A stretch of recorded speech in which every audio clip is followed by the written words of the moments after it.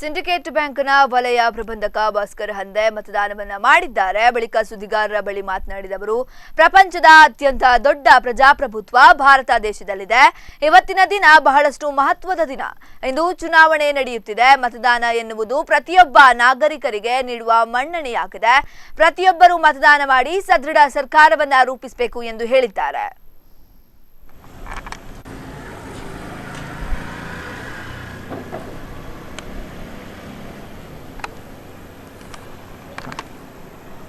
ಪ್ರಪಂಚದ ಒಂದು ಅತ್ಯಂತ ದೊಡ್ಡ ಪ್ರಜಾಪ್ರಭುತ್ವ ಭಾರತ ದೇಶದಲ್ಲಿದೆ. ಇವತ್ತಿನ ದಿನ ಒಂದು ಮಹತ್ವವಾದಂತಹ ದಿನ. ಯಾಕಂತೇಳಿದರೆ ಇಲ್ಲಿ ಉಡುಪಿ ಚಿಕ್ಕಮಗಳೂರು ಕ್ಷೇತ್ರದಲ್ಲಿ ಇವತ್ತಿನ ದಿನ ಲೋಕಸಭಾ ಚುನಾವಣೆಯ ಮತದಾನ ನಡೀತಾ ಇದೆ. ಈ ಮತದಾನ ಎನ್ನುವಂತಹದ್ದು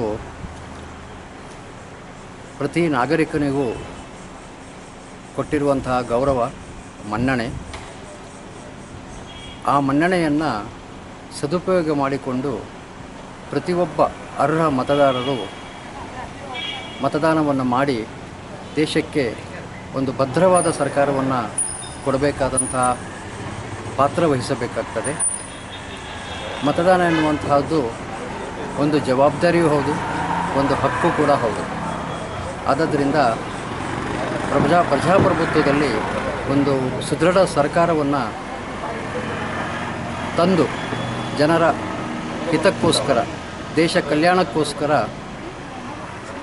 ಒಂದು ಸುದೃಢ ಸರ್ಕಾರ ಬೇಕಾದರೆ ಅದಕ್ಕೆ ಅಗತ್ಯವಾದ ಮತದಾನವನ್ನು ಮಾಡಿ ಪ್ರತಿಯೊಬ್ಬರೂ ಮತದಾನವನ್ನು ಮಾಡಬೇಕಾಗ್ತದೆ.